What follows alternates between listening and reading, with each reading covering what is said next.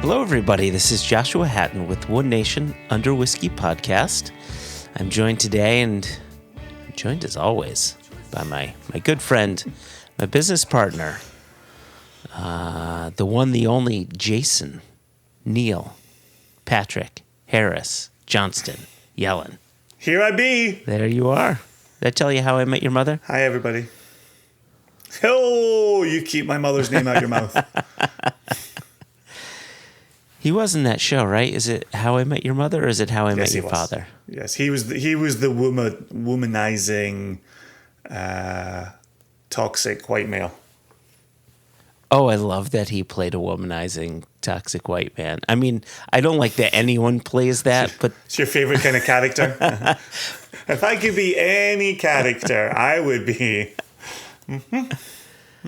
I just dig the juxtaposition of a very out gay man playing toxic masculinity straight man. I just love that.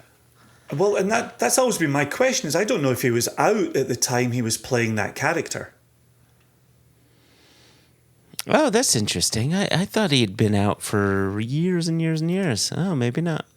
I don't think so, because the other one is Sean Hayes, when he was on Will and Grace, playing a very flamboyant gay man, was not out. He was not out? He was playing that as a straight actor, quote Very unquote. interesting. Right. It goes to show you how different today's world is as compared to Will and Grace. Right. Wow. There you go. Which is an incredibly homophobic show while being, supposedly supportive of gay rights. Oh, was it? So really, at the time, there were no gay people starring in Will and Grace. Sandra Bernhard gets a number of cameos, and I think she was squarely out at that time. But yeah, none of the leads. Sandra Bernhard is gay? I say you miss one memo. Do you remember she used to cameo on Roseanne as well?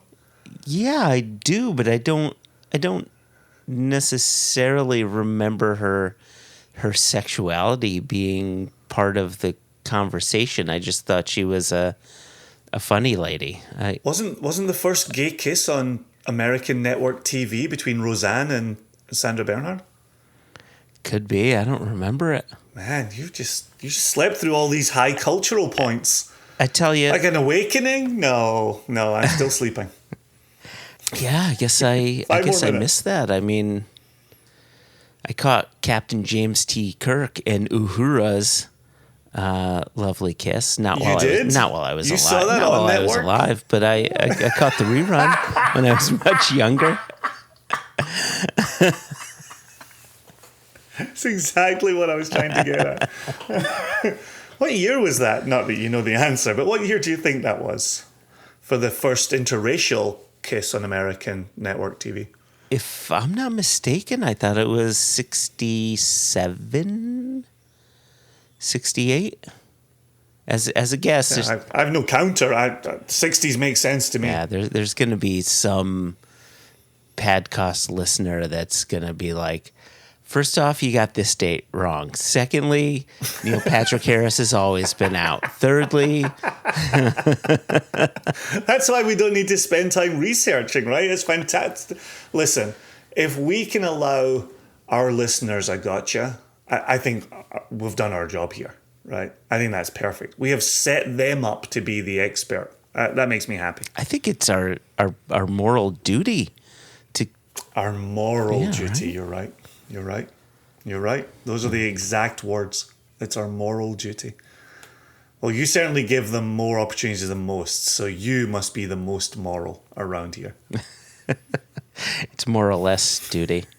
So listen, terrible. It sounds like duty when you say it. I know. Sounds like duty. I can't not think of the word duty when I hear the word duty. I'm so glad you're not a Kantian then. You froze. Say that again.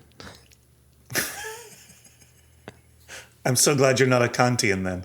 It froze again.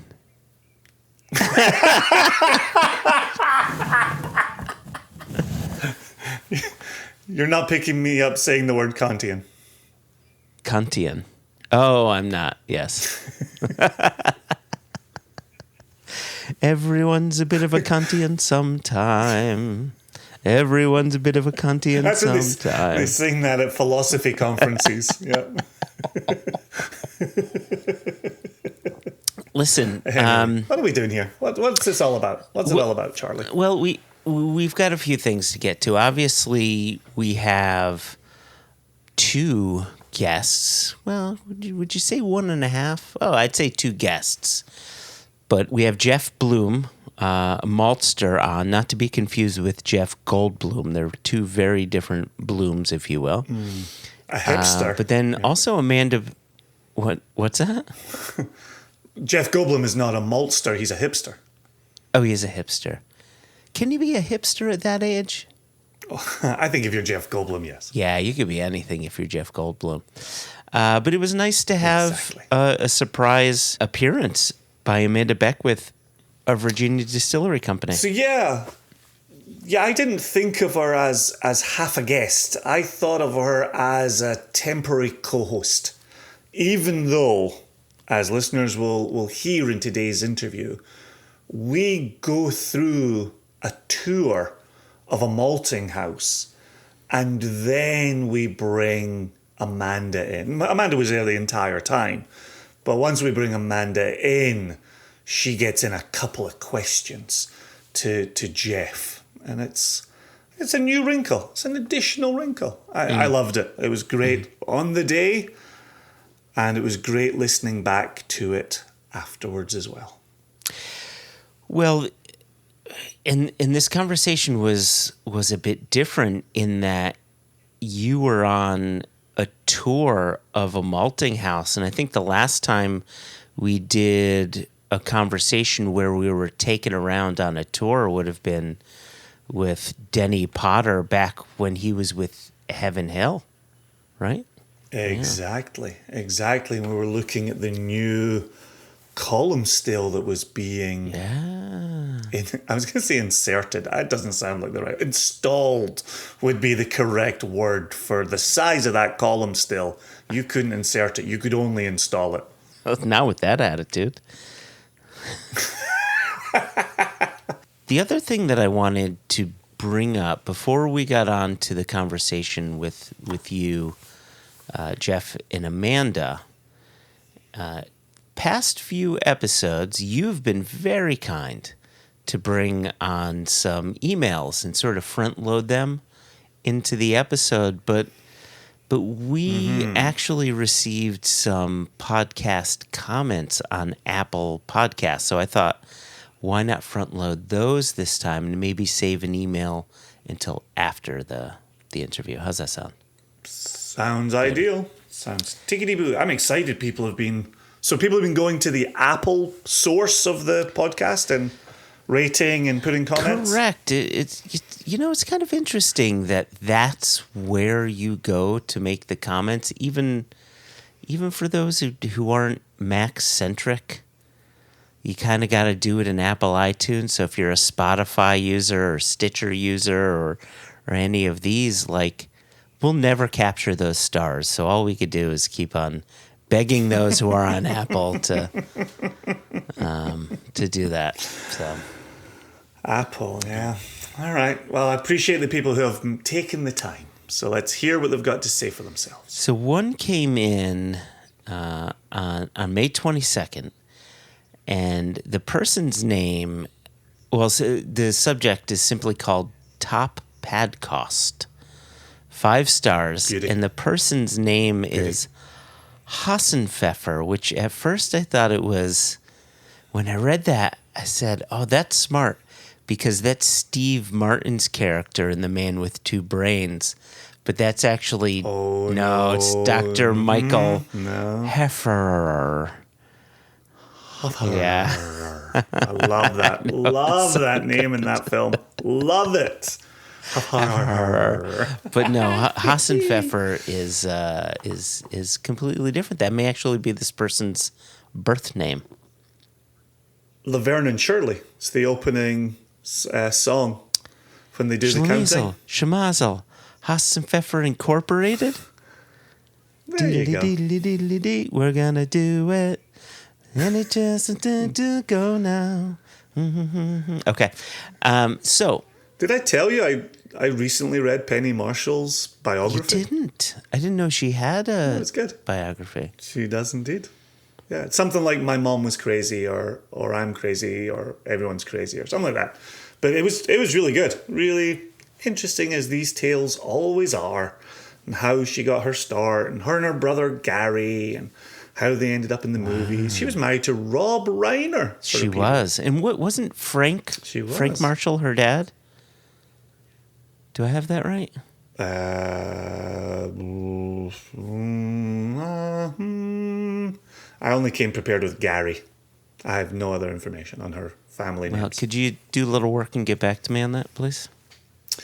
If any listener wants to write in and tell us the name of Penny Marshall's father, that would be much appreciated. So, Hassan Pfeffer Incorporated says, in a world, that's how it starts off, in a world. Perfect. You ready for this?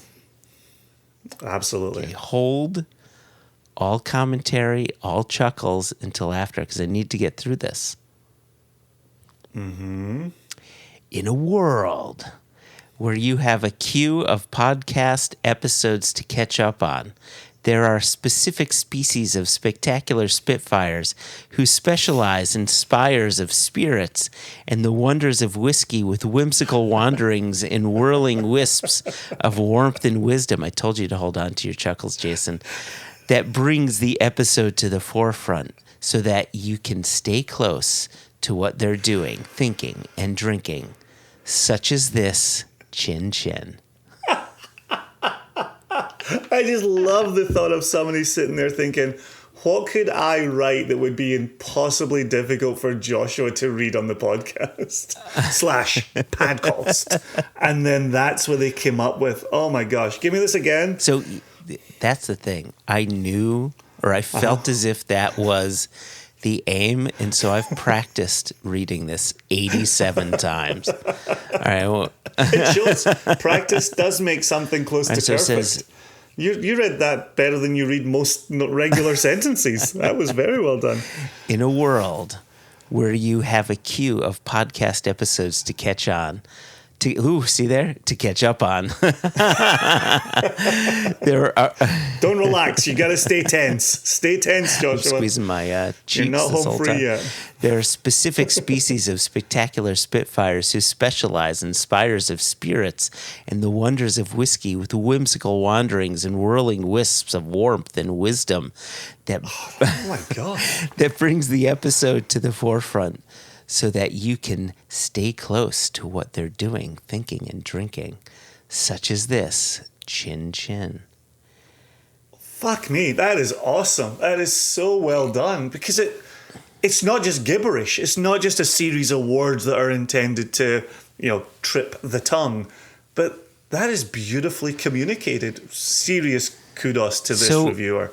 Gosh, they gave us 5 stars. I'm giving them 5 stars. So right what back. are they communicating? Like I felt as if that was like you read it how many times? I just felt as if a bunch of words were thrown into a Yahtzee can and then just like. Oh no, not in the slight. That's why I wanted you to read it a second time, because the first time I'm getting the tongue twisting joke of it all. The second time is okay. Did they just string some words together, or were they saying something? Hell, being called a couple of spitfires. Now that is compliment enough. But then being whimsical and turning things on themselves. No, that was lovely. Cheers to that. See, spitfire is something you call someone who's clearly not a spitfire, but they're acting spitfire-like. Like, oh, Grandma Dolores, she's 87. What a spitfire. See, I would only take that as a compliment. I think that's only a nice thing to say about someone in their 80s. We're not even in our 50s. As long as she's not being a Kantian, what's the issue? And hell, if you're 87, become a Kantian as well. Can one be contrarian? Contrarian? Absolutely. I think so. Well, if you're contrary to the work of Kant, of course, you'd be contrarian. And so the other one...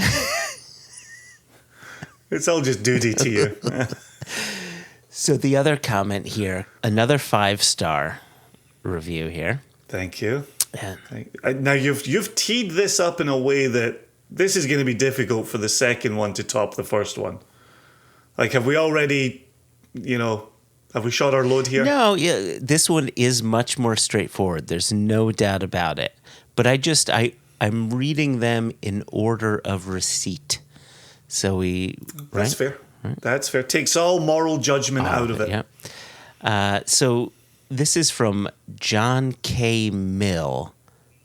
I don't know what that means. Well, John Stuart Mill was a famous utilitarian, so maybe he's a distant cousin of John Stuart Mill. This John K. Mill.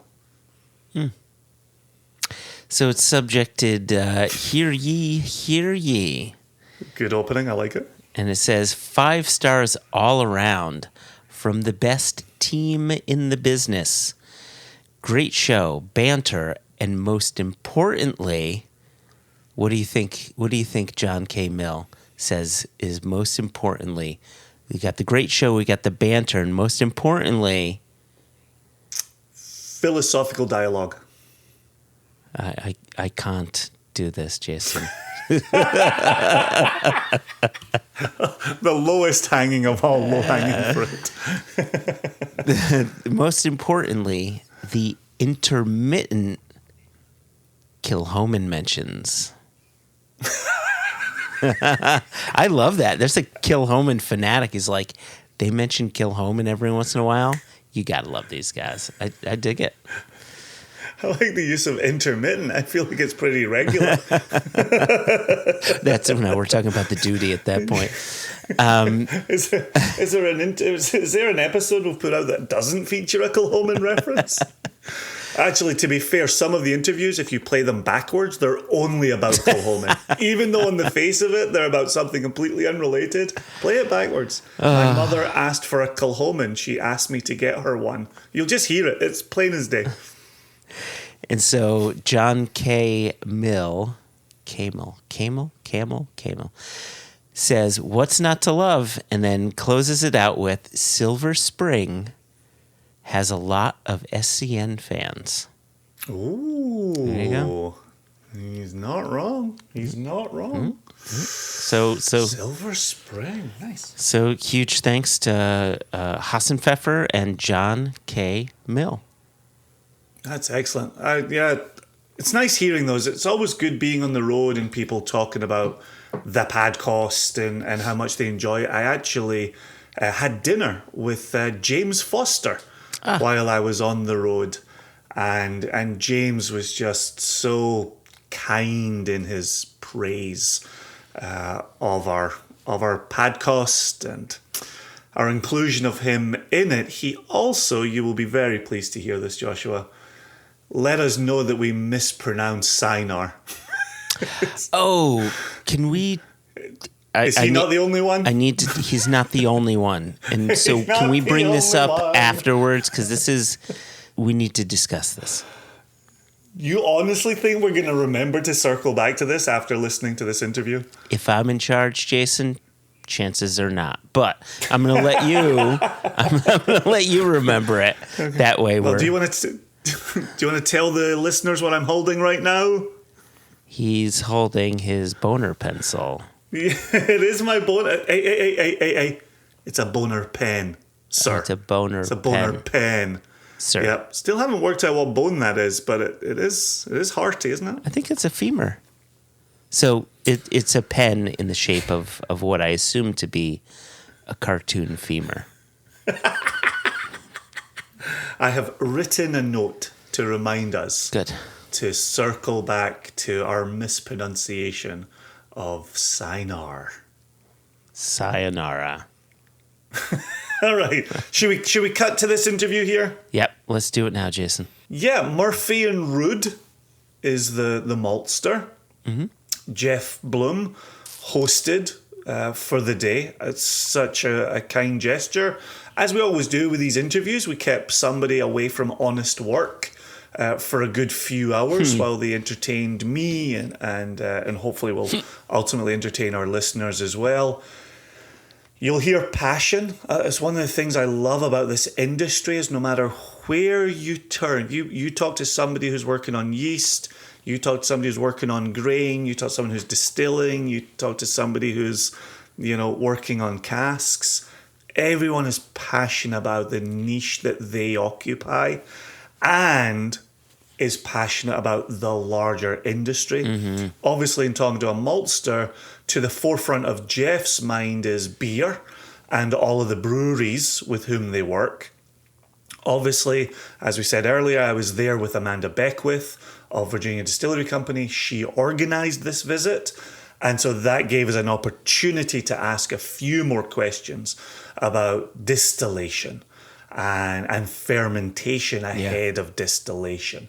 And as you listen to this interview, you'll hear Jeff right a few wrongs that existed in my own brain, and just kind of fine tunes how you understand malting when it comes to you from a distiller and how you understand malting when it comes to you from a maltster. Yeah. And so, all of us, and I think a lot of people listening to this podcast have been around a distillery or two, have had malting described to them. Jeff adds layer upon layer to that rudimentary understanding in this interview. Yep. And I had a blast, absolute blast. So without further ado, I think I've put up enough signposts. We'll go right over to Jeff at Murphy and RØDE in Charlottesville, Virginia.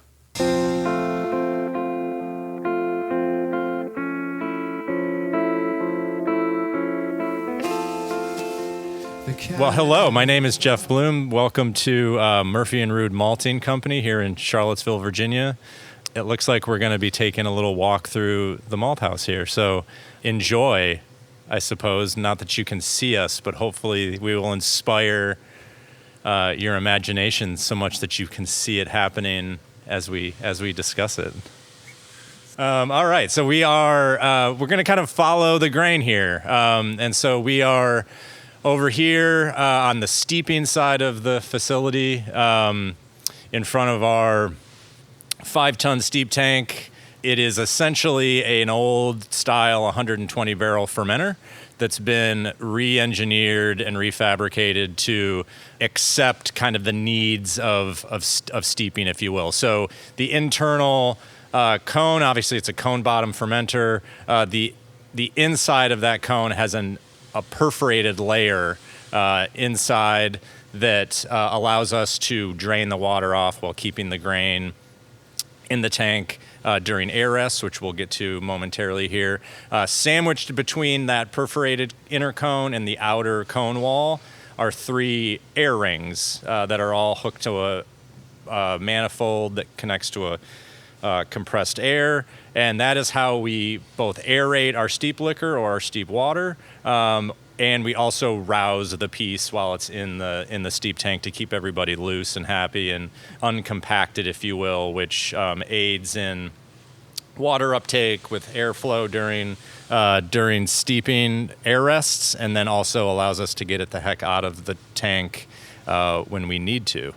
So that is that's what we're in front of now. We are primarily Virginia grown based grain here. So we, amongst us, are, I don't know, about 35 or 40 super sacks or big bulk totes of grain. We've got primarily barley over here. We've got some estate grown grain that we contract malt for some of our brewery customers that they grow on their end, ship to us to malt, and then we ship it back to them for their own brewing. We've got some corn in the steep tank as we speak.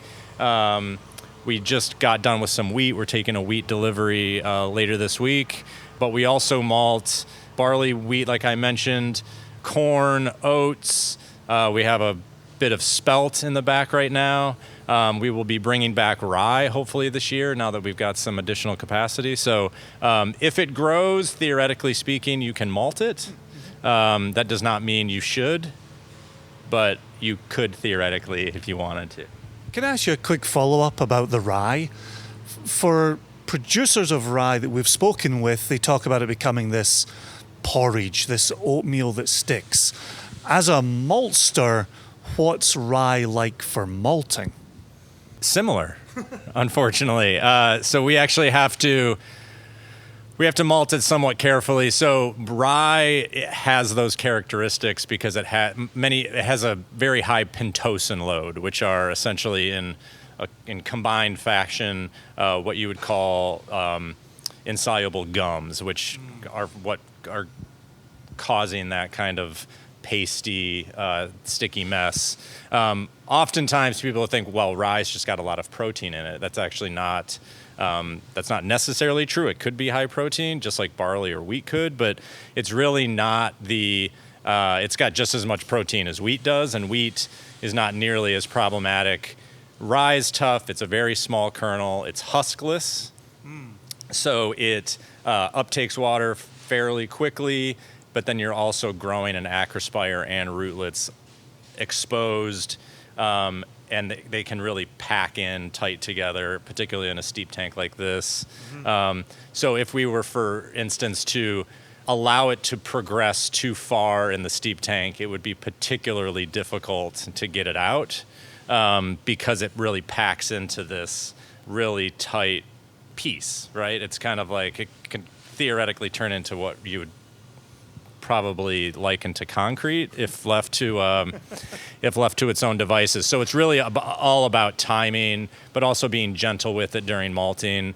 We have to keep those acrospires intact, which makes malting barley much easier because those acrospires are protected by the husk. But in the case of rye and wheat, we need to be extra careful.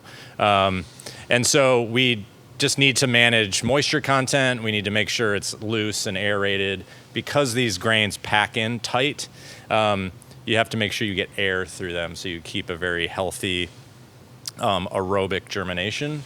And so rye can sometimes become the bad child in the malt house, if like it does in a brew house or a distillery if left unchecked. Sure. All right, so moving on here, I guess. So loading, steep tank, we're typically looking at about a 2, maybe 3 day process in the dead of winter. We are loading grain into the bucket elevator, takes it up to the top of the steep tank, loads that in from the top where we are combining it with rousing water as we add it. Steeping's really 3 primary goals here. Number 1 and most important is hydration. So we're hydrating the endosperm. We'll talk about why shortly here. But as part of hydrating, you are inherently increasing the moisture content. The moisture content is a trigger of germination. So when you get towards 30, 32, 33%, germination has more or less officially begun, and you have started the process of malting. A third indirect but highly beneficial part is we're actually washing the grain. We're getting some of that microflora off, any dust and dirt from the field, and we're giving the grain honestly a good bath. And over the course of soaks and air rests and refill soaks and air rests, again, we're kind of just we are systematically kind of rinsing that grain out. And so we can get rid of a lot of the undesirable stuff that's coming from the field. We skim off any floaters, which typically are a sign of immature or non-germinating kernels. But we can also get, some foreign seeds or straw or stock material off of it. So we're, inherently kind of cleaning the batch at the beginning of steeping here. Gotcha. So over the course of 2, maybe 3 days, we will give it a soak in water. It will drink. We will let that occur for about 8 to 12 hours or so, give or take. It's kind of based on the personality of the grain and how it likes water. And then we will drain that water off. We will allow it to air rest in the tank, pulling air in from the germination room, and via a fan on the side of the cone, we are pulling out heat and CO2 that's being produced during the air rest and replacing it with cool, humid air coming in from the top, so we keep the grain cool and calm and uniform. I like what you're saying there about the personality of the grain. Now, within, say, barley, will you find it absorbing in different ways from where it was grown, how it was grown, how it was watered? Or are you talking across grains? Like barley will behave in one way and rye will behave in another way and millet or spelt will behave in another way. What are you seeing there? How's that manifesting itself? It's a probably one of the most important pieces of malting, in my humble opinion, and also one of the most difficult. So across grain varieties, or grain types, I should say, so barley, wheat, 2-row barley, 6-row barley, wheat, rye, spelt, oats, whatever. Obviously, there will be some differences. Some of that has to do with how you want the end product to be. But even within a particular type, and let's take barley in this instance, varieties can be different, but even within those singular varieties, harvest years can change their personality. And so learning the given personality of a given variety of grain and that particular harvest year from that particular farm is the art of malting, really, of figuring out what you want this stuff to do, but it's more or less going to tell you how it's going to do it. And figuring that out before perhaps we steep in 5 to 10 to 20 tons is a pretty helpful and good idea. So we do what we call germ tests. We test its vigor of germination under a fairly modest amount of water, which is what you would get in like an ideal setting. But then we also test it in excessive amounts of water. So we have a 4 milliliter water test and a 8 milliliter germination test. And so we will see how that grain germinates in those different water contents. And we can, number one, figure out, okay, what percentage of these grains are actually germinating over 3 days. We typically want that to be over 95% no matter what we're malting. That to make malt, you have to have grain that's germinating. So if 80% of it's germinating, you're going to have 80% malt and 20% raw adjuncts in that particular batch. So you want germination rates to be high.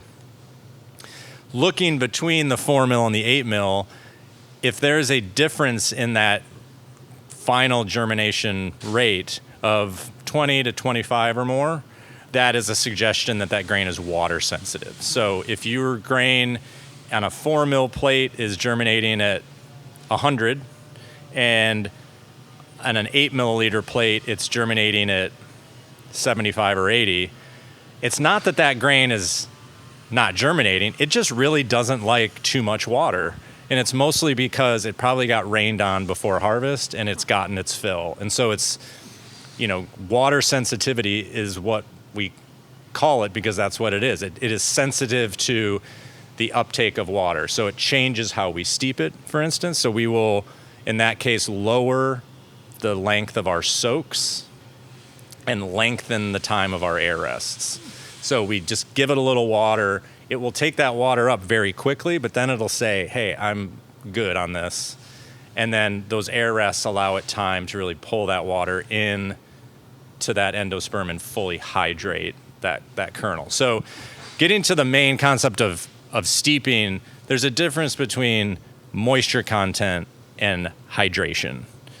Yes, they are both going up. They are directly correlated in that particular sense. However, just because a grain is 42% moisture does not mean it's fully hydrated. So you can get a particular lot of Violetta 2-row malting barley from one region of the state that is fully hydrated at 43% moisture. In the case of the Violetta that we have right now, it's fully hydrating at like 47 or 48, which makes it incredibly difficult to deal with on the steeping end here, because we have to get more water on it than you normally would that would normally be necessary for it to actually be fully hydrated. So moisture content is secondary, hydration is primary.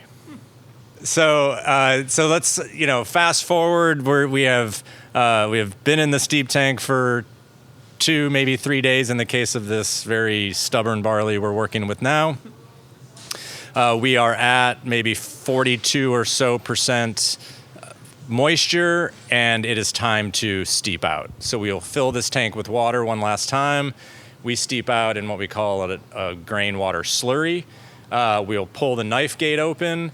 The 8-foot diameter tank whittles down to a 3-inch pipe that goes into a centrifugal recessed pump that pumps that grain up through the piping over the top of the germination room and drops down, and we have the choice of putting that grain into one of 2 germination vessels. And so that would be the completion of steep out. What's important about how you steep out is that because we steep out in a grain water slurry, we have essentially re-soaked that water periodically, and so or temporarily. And so when we steep out, that the next 12 to 24 hours are really an additional air rest, because we have soaked that water and it needs time to process that water before it actually fully begins respirating again. And so we count our steep out day as an additional short soak, depending on whether it needs to be short or long. It can be whatever it wants. But that following day, we take what we call a day 2 germination moisture, because that moisture will be higher 24 hours after we steep out, because all of that water it steeped out with has been absorbed by that grain. So we steep out at 1 percentage point, 24 hours later it's different. So we have to take that into consideration as well. So I guess moving on, we have steeped out into the germ room, so we are going to, I assume, enter, if you would like, our about 600 square foot, so it's about 20 by 30 walk-in cooler. I don't know, this thing was probably like in a Costco somewhere. It was here when we arrived. We took over this facility from a juice company, and so this used to be where they stored all of their produce and vegetables. We were initially going to couch our grain in this room and then cast it onto our 2,000 square foot floor malting floor in the back here. I had a moment of sanity and clarity at some point about 24 hours before we started construction on this place, and said, all of this has to change. This is not right. And so this, what was once a couching room, became our full bore germination room. We completely abandoned the concept of floor malting and went to pneumatic salad and box driven germination. Okay. Most people would think that floor malting is cheaper. It is 100% not, particularly if the building's not yours, or if you have it in anywhere but an ag zoned location. So you have sprinklers to drop, lights to drop, walls to FRP, floors to epoxy, so on and so forth. It can get a little pricey. So that changed how the entire kind of trajectory of the malt house, and thankfully so. I mean, we are able to produce 6 times the amount of grain in this just small 6,000 square foot side of this facility than we would have been able to with floor malting. Okay. But onward into the germ room. So germination, really what we're doing here is recreating Mother Nature. So we're recreating the ground conditions that a seed of barley would see. And so this room is unlike a normal walk-in refrigerator. This room is about 60 degrees and 95% humidity. So all of this 4 tons of barley thinks it's in the ground right now and has no idea that it is actually all packed into a roughly 6 foot by 20 foot salad and box. It has no idea, because we are keeping it cool and calm and collected, just like it would be in the ground, via forced air input with humid, cool air. So it doesn't really know the difference for all intents and purposes. Yep. So here is really where the bulk of the quote unquote malting is happening. And so what we're doing when we are malting is we are modifying that cereal grain endosperm from a previously hard, dense, hard to digest, somewhat unusable ingredient, if you will, to a extractable, friable, so a crushable and extractable form.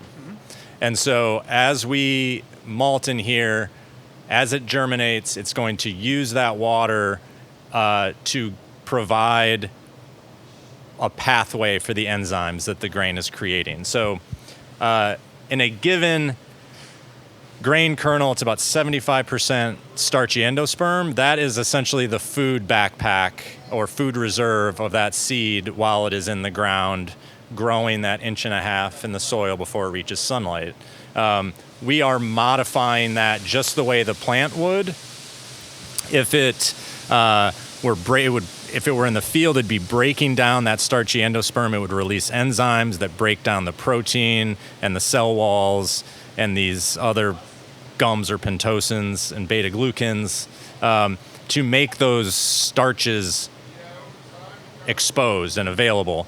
And then we have starch degrading enzymes called amylolytic enzymes that convert that starch into sugar. Typically in the field, those enzymes would break that starch into sugar to feed the embryo to grow a new plant. It reaches sunlight, photosynthesis takes over, we've got the next generation of plants. We're doing the exact same thing in here, allowing those enzymes to work and break down that really complex carbohydrate known as the endosperm, so that we can make those starches exposed and available to enzymes when they are reawoken in the malt house, in the brew house later on. So we want to shut this process down after about 4 or 5 days, depending on what we are trying to make, because we want to modify the inside of that kernel. We want to expose those starch granules, but we don't want to use the vast majority. There's two sizes of starch granules in an endosperm. There's the small starch granules and there's large starch granules. We are typically using up most of the small starch granules during germination. They're the easiest ones to expose, and then some of the enzymes begin to convert those. We need some of those small starch granules to create simple sugars for the Maillard reaction in the kiln, which creates color and flavor and aroma that we all want. But we want to leave behind the large starch granules for the brewer. And so in order to ensure we leave those behind, we will monitor the modification of this kernel and then shut it down via kilning after about 4 or 5 days, like I said. And so if we were allow that to continue, we would, for all intents and purposes, be growing grass in here, and it would become a sod farm, quite literally. And so that is the part of beginning germination and then terminating it while you've created all of these enzymes, but you have not led them to begin to break the entire kernel down. So this is so perfect talking to you today, because in my tastings, I've always talked about this malting process where you want to soak the grain, you want it to start germinating, you want it to release those sugars so that you can access those to turn those into alcohol.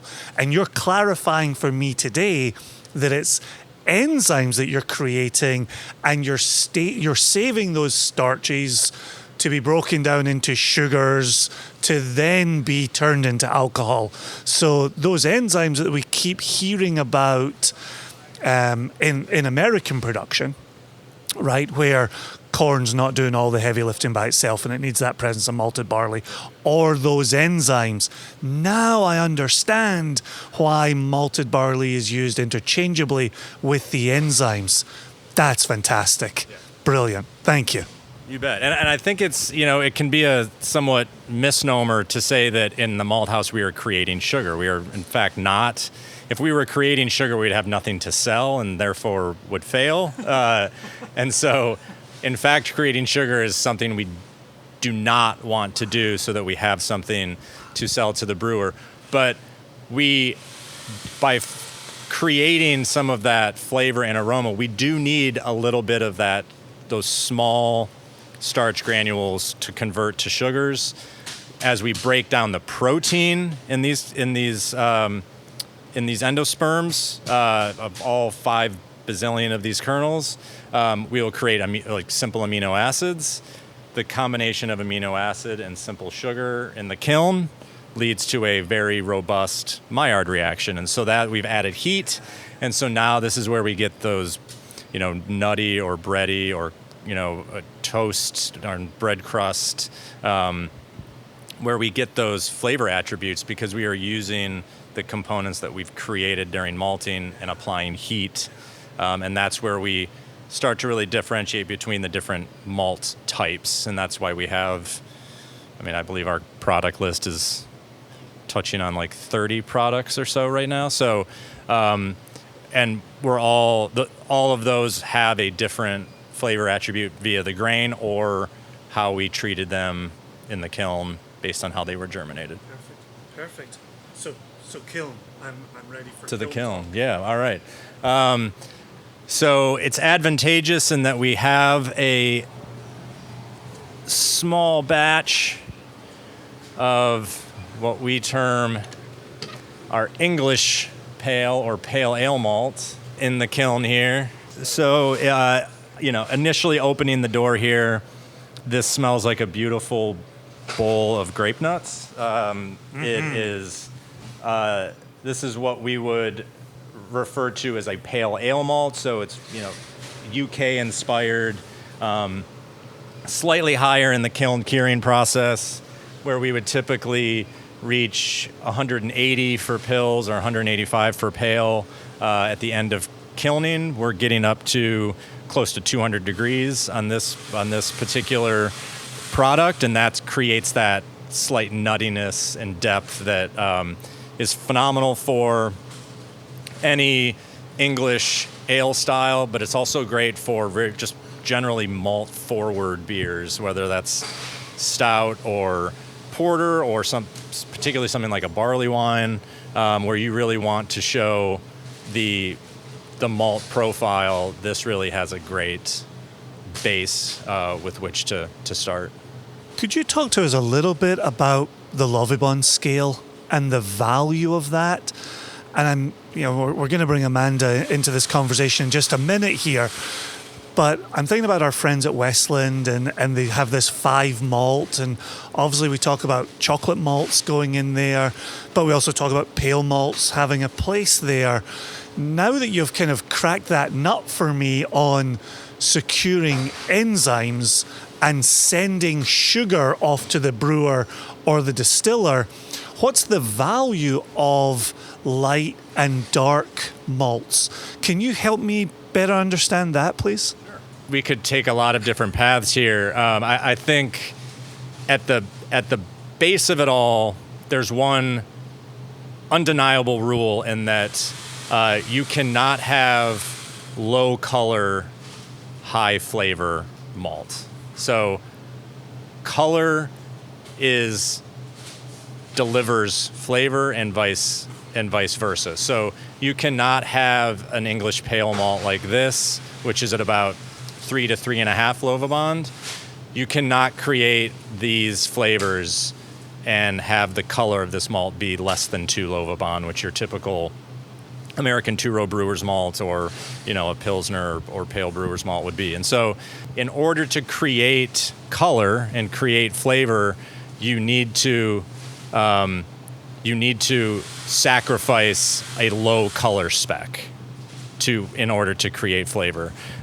So that's important, number one. So as the flavor profile increases, as does the color. We have malts that get up to, our black malts are 550 Lovibond, right? They're essentially nature's food coloring. at that point. But you can oftentimes determine the flavor impact that a given malt will deliver loosely based on its color, or you'll be able to see what intensity of that flavor would be in light of the color. I mean, you can have a Vienna malt, for instance, that's, all different sorts of colors, from 3 Lovibond to maybe 6 Lovibond in a high scale. I would say they can all be Viennas, but the 6 Lovibond Vienna is probably a little bit more intense than a low color Vienna, like a 3 Lovibond Vienna. In typical European malting, once you get up to the 5-6 range, you're more into the Munich malts. So you can loosely, just looking at color, determine what kind of punch that given malt is going to pack. That said, the reason base malts are particularly low color is because we need to keep the kilning regimen at a low enough temperature to preserve enzymes. Low color malts are typically enzymatic still, so they're the base malts, they're carrying the conversion in the mash, they're doing most of the conversion work. Character malts, as you get up in color, you are typically losing enzyme potential and the enzyme package. So, like I said, you have to give up a low color spec to create flavor. You also are sacrificing enzymatic package as you go up in color. And so that is why, for instance, most beers are not produced with 100% Munich malt. Munich malt, theoretically speaking, is enzymatic and can carry itself. If it can carry itself, it can not carry anything in addition to it. So if you were to be malting with, rolled oats or some other raw wheat or some other raw grain adjunct, you would need enzymes from some other source other than that Munich malt to convert those starches, because it doesn't have enough after it converts itself to convert anything else. Now, a low color pills or pale malt, those have very robust enzyme packages because we have kept the heat in the kiln low. Enzymes are temperature dependent, and so some enzymes have higher heat stability, some have lower. Alpha amylase has one of the highest heat stability temperature levels, whereas beta amylase is quite a bit lower. And so as you increase the kiln curing temperature to create color and flavor, you're inherently denaturing enzymes while you do that.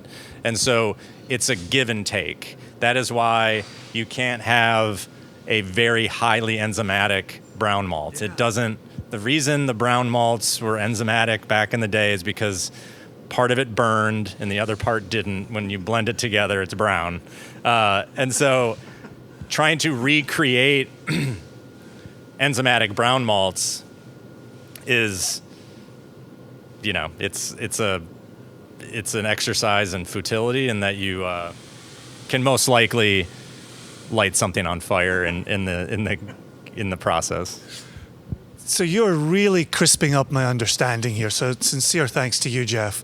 So I thought, and obviously we go back to the example of Signet on this one when Glenmorangie did the high chocolate malt, single malt. So the color is coming from the caramelizing of the sugars that are in the barley. This is brilliant. We're sharing one mic today for no real reason, but Jeff is looking at me ponderously here like Jason is saying a lot of wrong things here. No, you're right. Okay. That's all correct. Okay, that was all correct. Okay. I'm going to keep talking then and see if I can go wrong at some point. So you've got the caramelizing of the sugars is creating the color, but my, I think, slightly mistaken understanding from before was those darker grains were not bringing as much sugar to the process for the distiller. But in understanding you today, it's fewer enzymes are making their way to the distiller, and those enzymes are not having the same effect on the sugars that are part of a mash bill, for want of a better term. Am I right, wrong there? Is that getting crisp? I think you're pretty close. I mean, with very dark malts, so let's say there's really two classes of high color, we'll call them character malts. They are kiln produced high color malts like a Vienna or Munich's. You can get Munich's that start to get quite dark. Some biscuit malts are produced in the kiln. Caramel malts can be produced in the kiln. And then we have roaster produced or dry roasting of grains where, for instance, we produce our biscuit in the drum roaster but at very low temperatures that we could do it in the kiln. Kilns are not very homogeneous, whereas a drum roaster is, and so that's why we do a biscuit. So I've been using kiln as a catch-all term for all grain getting its color from that one spot. So kiln is doing one thing, roaster is doing another. That's brilliant. Correct. And so and depending on where they're produced, whether in the kiln or in the drum roaster, those are different methods of creating color. In the kiln, you are relying on Maillard reactions to that Maillard browning to create those colors. That's typically why you're a bit limited in what you can create in a kiln that is not a caramel malt. You're typically getting up to 9 or 10, maybe 15 low. I mean, we have a Munich 15, for instance, that is kiln produced. But beyond that, you're typically then looking at a drum roaster to create the significantly darker colors like brown malts, chocolate malts, and obviously black malts for certain. Now, with the drum roaster, chocolate malts, for instance, they can still deliver 75% extract because you've denatured all the enzymes far and long ago. However, the starches are still there that could theoretically be extracted in the mash and then converted by the enzymatic package delivered by the lighter base malts. Typically, dark malt extract is not significant because you're using those malts in such low percentages in the grist. And so, yes, while you should count them in your recipe formulation because it exists, and I think many folks just kind of write those off, they are countable. You can count those malts as part of your brew house efficiency. It's just going to be a very, very small percentage of that extraction based on the fact that you're probably in low single digit percentages of usage in your grist, right? So those starches are still theoretically convertible. They're just not convertible by that particular malt type because those enzymes are gone. That's where we're relying on base malt enzymes to do the work to convert itself, plus whatever else is in and we can get in that, and that's when we can get into this with raw, like grain distilling, like bourbon makers, for instance, and why those malts need to be very, very highly enzymatic because they're converting starches from predominantly raw grain mash bill. And so that little bit of malted barley needs to be very, very, very high in enzymes because it's producing, roughly 85% raw grain, which those enzymes really are not present. There may be a little bit that are inherently present in grain, but most of them are created during malting. Yeah, the word that always follows us around the distilling world is yield. And so in thinking about going around a Scottish distillery and we talk about yield, it's, how much alcohol are you getting from that, ton of barley? And my mind is always thinking how much sugar was in that barley that you were able to convert to alcohol. And so to hear this be enzymatic today is wonderful, absolutely fascinating, and is really changing the way I'm thinking about previous conversations that I've had with distillers. Yeah, and yield in the distilling world comes from two things. One, the protein content. So single malt whiskey producers love very low protein barley because you have less protein offsetting the starch content of that endosperm. You don't need an incredibly high enzyme package when it's all malt mashed. When your entire mash bill is a single, probably a single or maybe two types of malts. You don't need this peel the paint off the wall enzyme package, right? And so an 8 or maybe 7.5 or 8% protein barley, which in a malt house would really yield a pretty low enzyme package. That's good enough for a all malt distiller, but they're getting a lot more starch availability because that protein is lower, so there's more starch filling out that endosperm than there is protein. And then the second piece would be test weight. So this is why looking at a given grain harvest, barley, a bushel of barley is 48 pounds. You want to have barley that's got a good test weight to it because that means it's plump, that kernel really filled out well during the later stages of growing in the field, and has produced a lot of a big capsule known as the endosperm of available starches. Now, if you were to pour a ton of nitrogen on that field in order to get this really high test weight, you're also going to have really high protein, which is stealing away from your percentage of starch. So if you can get a really high test weight plump barley with low protein for distilling, your yields are going to be ideal because that's a huge capsule kernel of starch, not a lot of protein that's taking that starch away or offsetting that starch, and you're able to get much more extractable starch out of a given kernel of barley. You use less and get more, hence good yields. Yeah.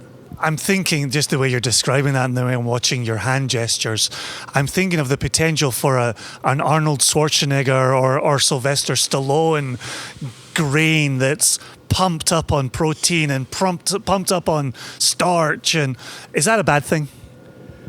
Here's a good. The picture of me looking like Sylvester Stallone or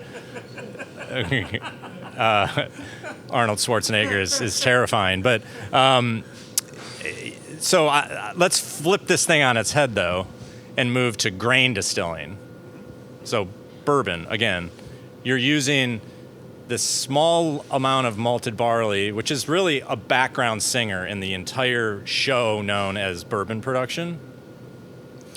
You're using a small bit of that malted barley, but it's got to have enough enzymes to convert all of that other raw grain adjuncts. In order to get a very high enzyme package, you actually need barley that's very high in protein because enzymes are proteins.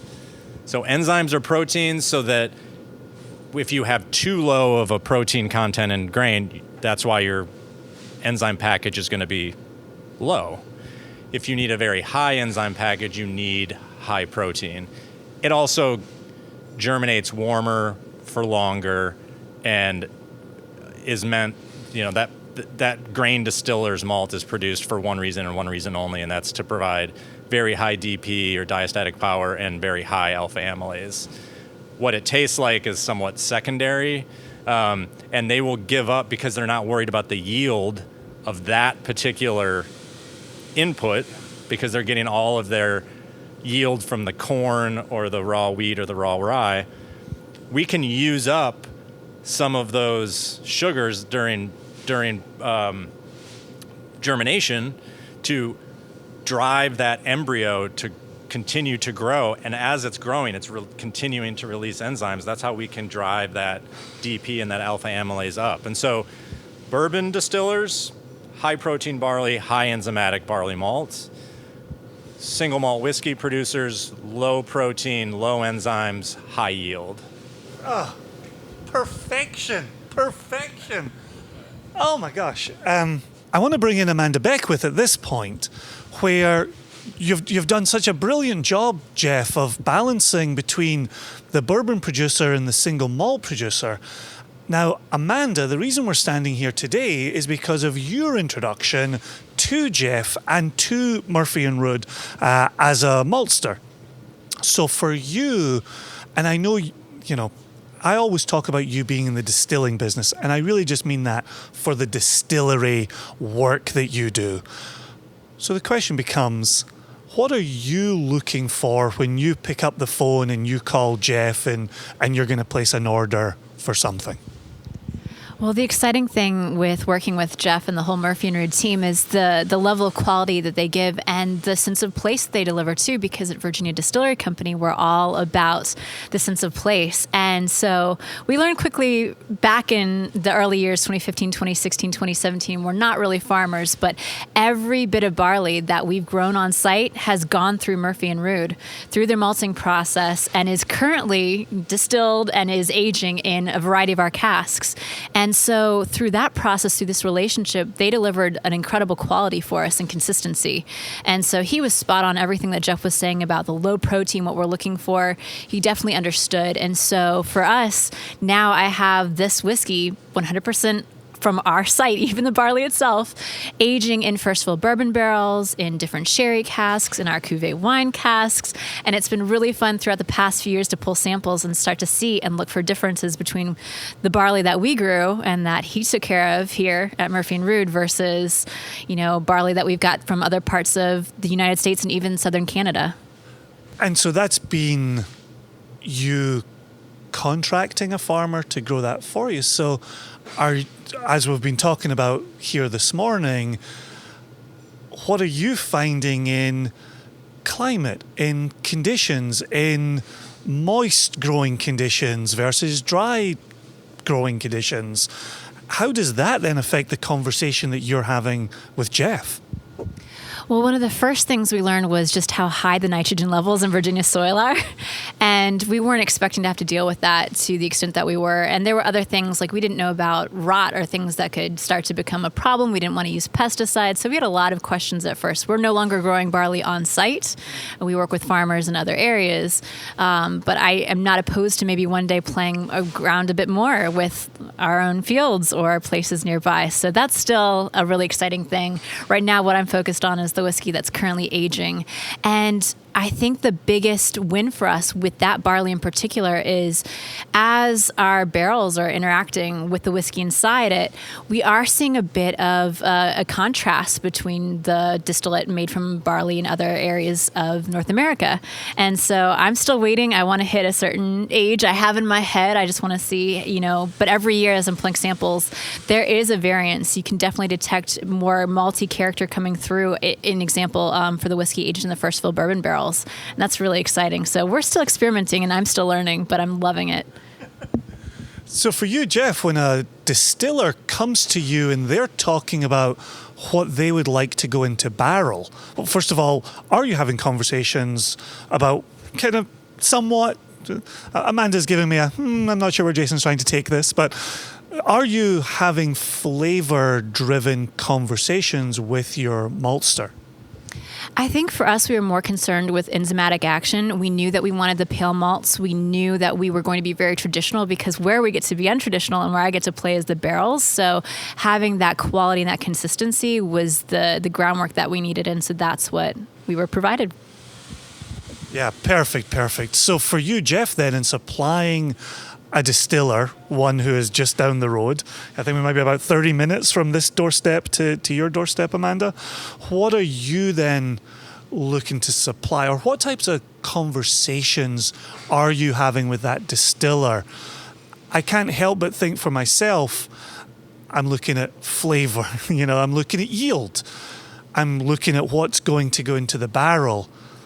Are you talking some distillers off ledges? Are you saying, well, that's all to the good, but make sure you're thinking about this first and foremost? What kind of balance are you trying to create there? That's a good, complex question. I mean, I think from the get-go, providing the correct malt product for what they're trying to make is a pretty automatic baseline. I mean, we would not be providing grain distiller's malt to Virginia Distillery or Spirit Lab Distilling here locally in Charlottesville, because that's not what their product does not call for that type of malt product.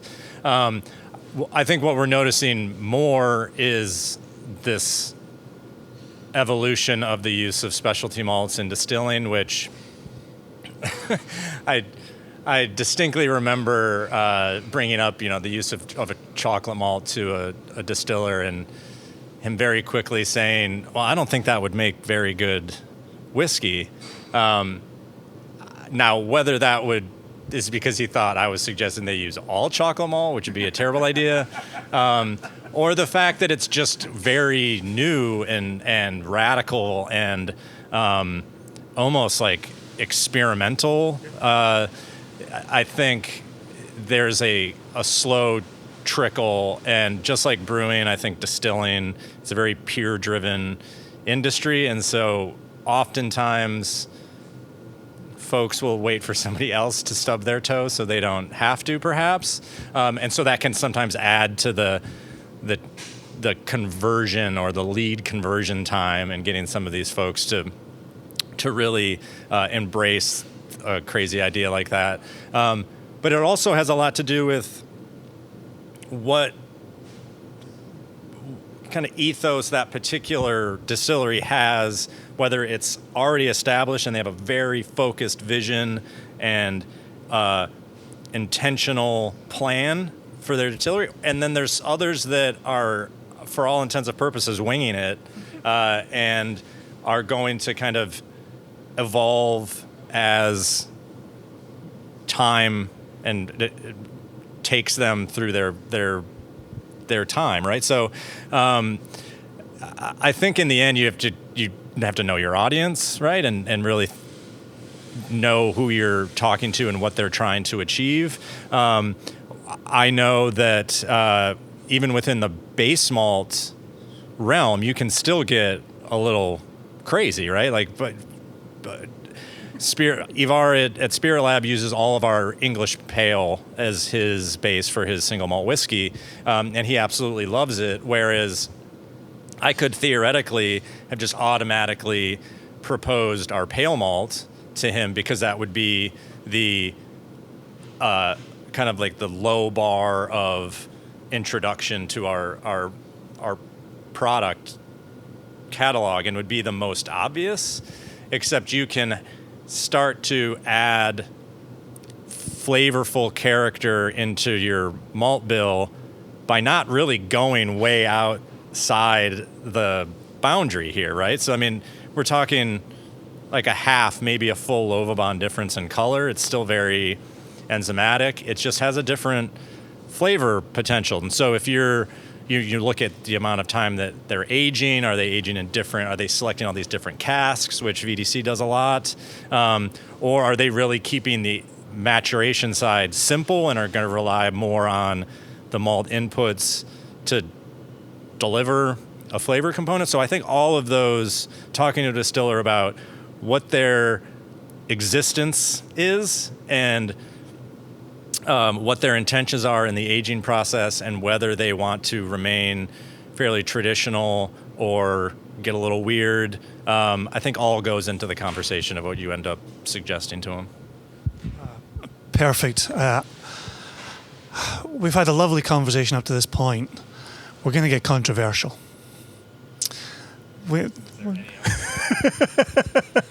We've asked this question of farmers, we've asked this question of distillers, we've asked this question of blenders, and now we're going to ask this question on the record with a maltster. What is your understanding of terroir when it comes to grain and specifically distilling? And you're welcome to compare and contrast that to brewing if you wish, but my question is specifically for distilling. Do you think there is such a thing as terroir in a distilled spirit, given your understanding of grain, barley, malting, etc.? You ready for this? I'm totally ready for it. You don't scare me. I mean, it's undeniable. It's an undeniable fact that terroir is a thing. but it's subjective. So whether a consumer is able to peel away the layers and, as a sommelier would be able to select wine and maker and vintage off of, just smelling the wine, for instance, that would be pretty difficult in a distilled spirit to really pick up that level of terroir. That being said, it is an agricultural product that is grown in the ground.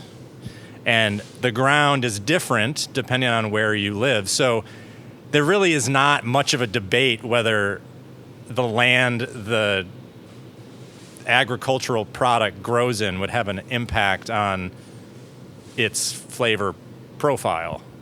We have a very dynamic array of soil here, from, the very sandy, loamy soils that are bay influenced out, in the northern neck and in the peninsula region, to very nutrient rich but poor draining clay soils, to the rich, like, southern Piedmont soils here. And so to suggest that that only would be perceivable in wine is crazy town, except for the fact that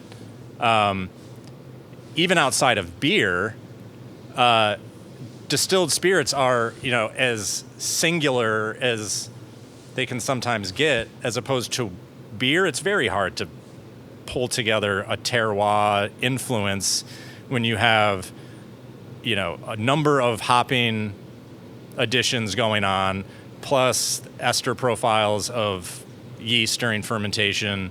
There's a lot of stuff going on there, and to be able to peel out terroir of a particular grain variety grown here would be incredibly difficult.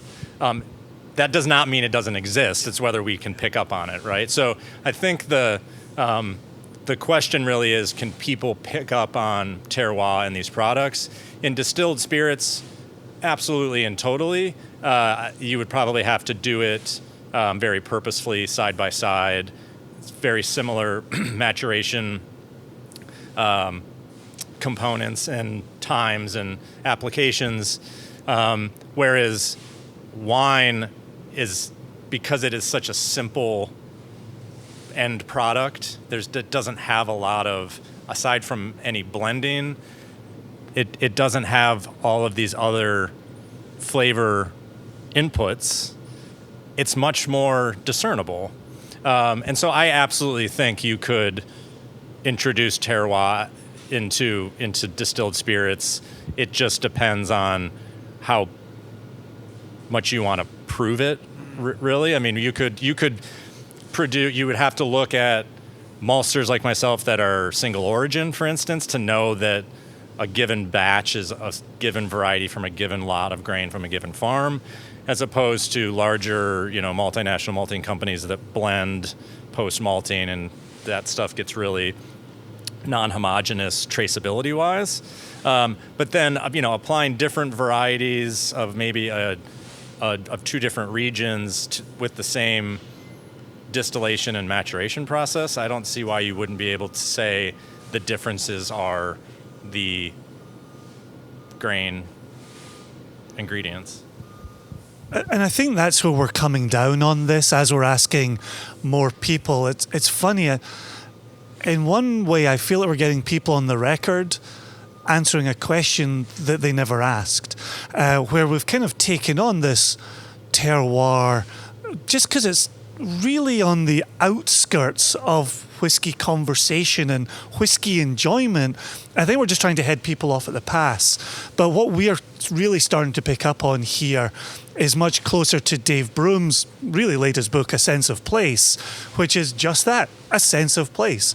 It's people, it's physical structures, it's relationships, it's how do you go about interacting with all of that going on, and how do you make a product? So VDC means something, given the relationships, the partnerships, the farmers, but Can you taste that in the final product? Yeah, what does it taste like? It tastes like love, right? It tastes like community. It tastes like camaraderie. Can you test that? Probably not, right? A mass spectrometer is not going to pull those up. All right, couple more just quick things and we'll get out of here. Amanda, with you standing right beside me here, is there anything you've wanted to ask Jeff that you have not? And when we put a microphone in his face, he will be legally bound to answer said question. Do you feel that you can handle that type of power? Oh, yeah. I think so. Well, one of my favorite conversations that I've already had with Jeff was a couple years ago. We got geeky about pH levels. I think you remember that we were standing over the mash tun and Dustin and Brian and I were just grilling you with questions. So I already know Jeff is great with anything I throw at him. But yeah, if you could just say, I want to start partnering with someone to create a type of whiskey that, like maybe a mash bill that I haven't seen yet, what would your dream mash bill be? That's a good one. I would probably keep it fairly simple. I know that's not the answer that most people are probably hoping for, but I think there is beauty and simplicity with a lot of this stuff, and I think it allows individual ingredients to show their muster in all of it, and allows you to really see what's going on. I mean, it's been really hard for me, and we're going to detract out of like the whiskey world here, but to really embrace this hazy IPA movement in the beer world, because it's so busy that I can't keep it all straight. I mean, it's very elementary at its core, but that is what they're beautifully done beers, and they deliver all of the promises that they say. But when you list 4 or 5 different hops that are used at all of these different times during hop addition that inherently change what that hop is going to express, whether it's added earlier or later, I have no idea which one came from what and why. And to me, it just becomes that a single hop variety could theoretically deliver 10 different flavor or aroma attributes, whereas I love the belief that, a single ingredient has this picture that it paints, and it allowing it to paint its picture without adding all of this other stuff to try to make it taste like something we're familiar with, I think is what the beauty and the art of particularly distilling is that you can allow these ingredients to more or less show you the way. I'm so glad you start bringing up hops there, because one of the questions I wanted to ask you before we get out of here is, we've seen the battle with hoppier and hoppier beers, and we've seen the battle with peatier and peatier whiskies. Do you foresee a potential battle where we see, I'm thinking about the chocolate malts, those heavy malts, where right now they're playing a small part and they're bringing their flavor to the table. But anything that brings a little bit of strong flavor, I feel like some people want to ramp it up. Is there a potential for us to go that way in distilling? Absolutely. And I mean, I think that is more about embracing the consumer. Unfortunately, we have no control over what the consumer wants. I mean, we have breweries producing all sorts of products that are not beer anymore because they're responding to the consumer. It's not a sellout thing or trendy. I mean, trends are trendy because the consumer makes them trendy, or a brewery or distillery delivers something that somebody didn't know that they wanted and creates their own little trend there. But I think the diversity of distilled products is going to go wild when specialty malts are embraced, whether those are crystal malts or drum roasted darker malts, or using Viennas and Munichs and maybe slightly higher grist percentages, to then see how those play with wood and time. I think we're still going to see some just wildly crazy distilled spirits, but it's going to make the distilled spirits world much more dynamic and multi-dimensional, as opposed to breaking away from this long, hard tradition. I mean, I think we all need a little fun in our lives, and so this is where I think particularly the whiskey world can maybe unbutton its shirt a little bit and get a little wild and see what the potential is out there for making really artful and beautiful spirits with just non-traditional malt bills for all intents and purposes. That sounds like the perfect message to get us out of here on.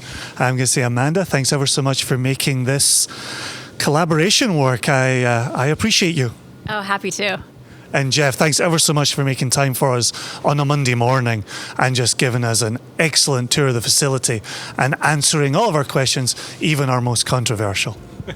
I appreciate it. Thank you. It was a lot of fun. Until next time, my friend. Cheers.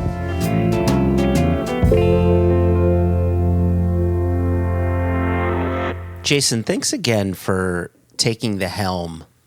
And well, and you're out and about, and we've done this before where we're doing some solo interviews, and I'll have one coming up soon-ish. Emphasis on the word "ish." But one of the things that really struck me about this conversation is in talking about not necessarily the malting process, but more in the roasting process of these malts, where you brought up the Lavibon system with Jeff. Yeah, indeed.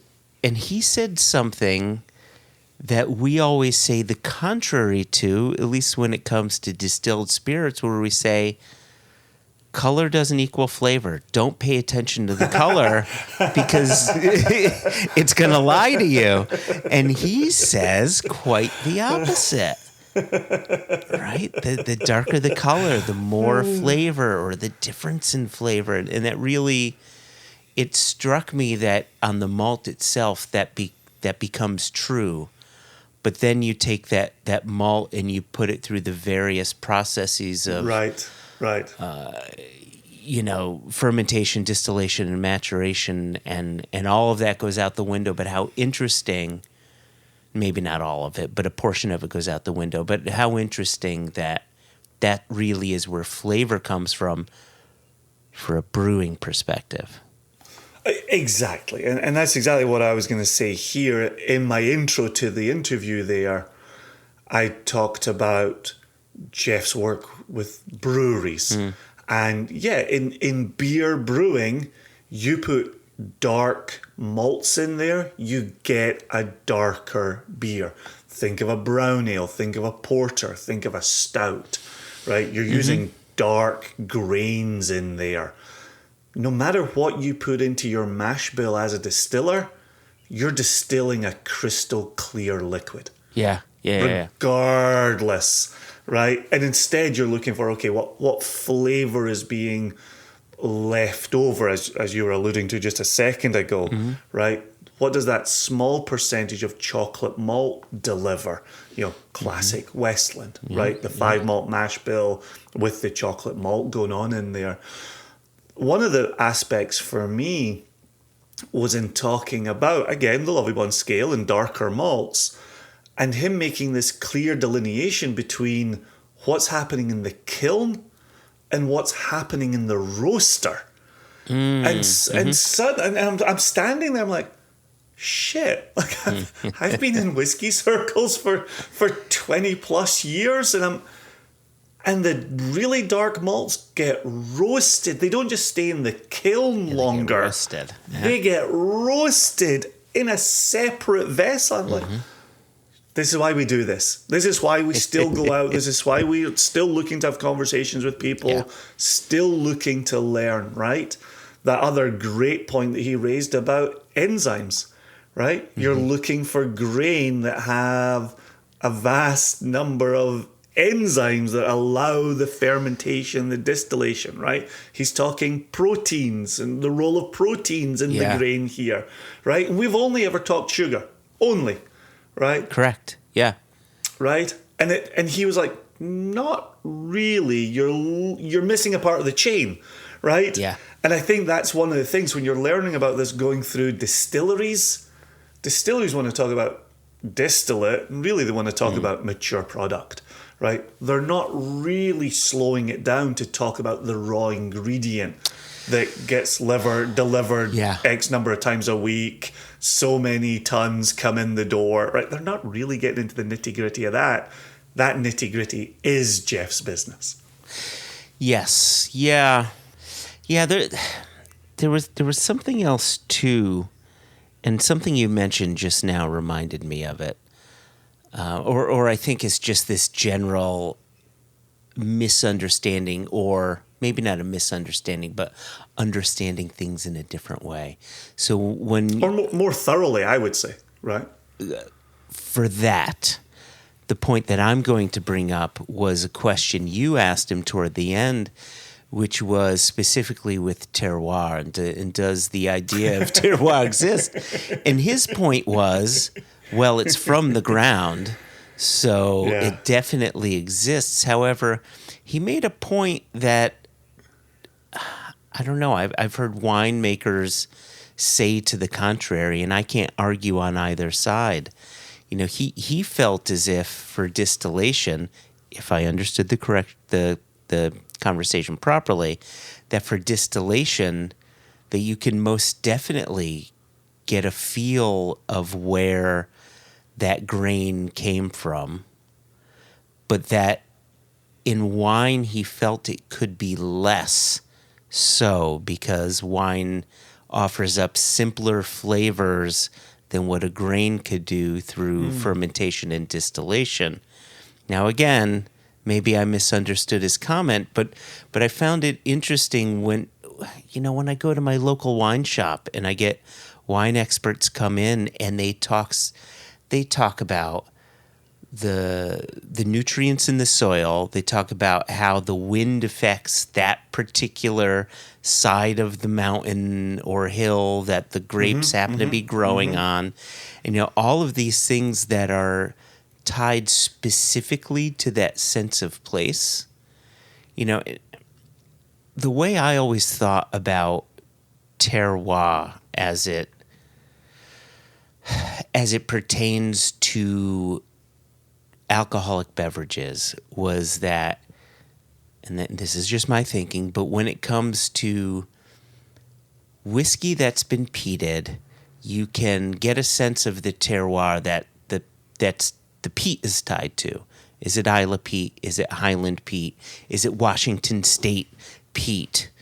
But because of the distillation process and maturation process, the ability to understand other terroir-driven flavors becomes masked. Whereas through a beer or a wine, it's less so because it's going through less processes. That's how I've always understood it. And so I'm putting that out there now. To your memory during the course of the conversation, is that how you understood his position? Not entirely. Okay. Like, there's definitely this aspect. He's working with enough agricultural partners where the field makes a difference, right? The slope on the field, the direction that it faces makes a difference. And so I took Jeff to be making 2 points. Okay. So number one is barley grows in a particular way. Grain grows in a particular way. And that, to my ear, echoes what we heard from David Thompson at Spirit of Yorkshire and from the Onmac sisters who are growing out in Colorado. Yeah. Right?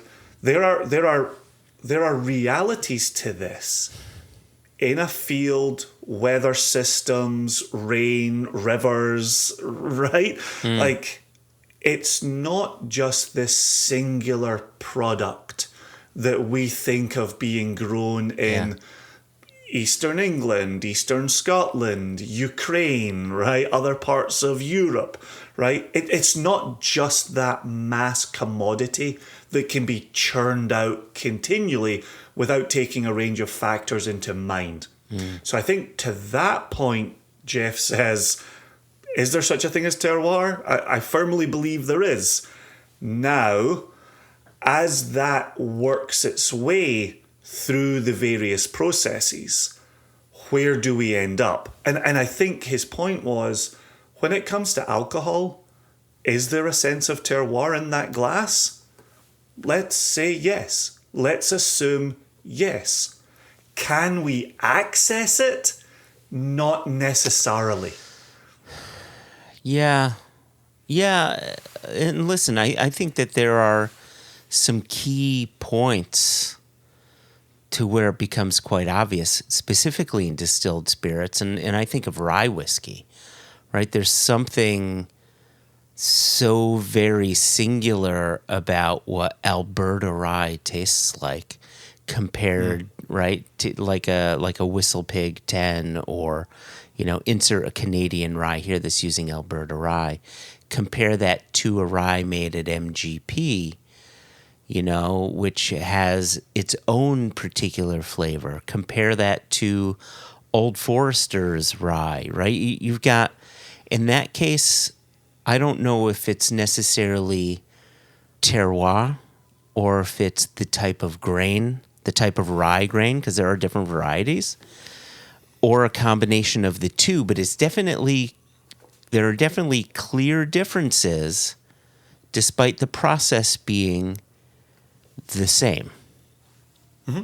Yeah. And I think that's absolutely to a maltster's point. Yeah. And that's what I really liked, and I encouraged him to get technical in the interview as well. And I think his interview benefits from a second and third listen as well. But there's this talk of, how moist is the grain when it comes to the maltster, right? That's going to depend on what was the rainfall like while it was growing? What was the rainfall like before it was harvested, right? And when that grain comes in with a particular percentage of moisture, that affects how he then works it within the malting house. Yep. And you can't just bend nature to one industrial practice. And we did have a little bit of a conversation about how some other places, some other larger industrial compounds or facilities, right, might make it bend. And he's busy saying, my volume is such that I'm able to do this, what I perceive to be the right way, right, which is listening to the grain, responding to the needs of the grain, right? It's like listening to Matt Hoffman, right? Yes, there are industrial needs in place. Is that something we need to use in this instance at Westland? Is this something that we need in the distillation industry? What are our yields? What are our volumes? What are our outputs? What are our values?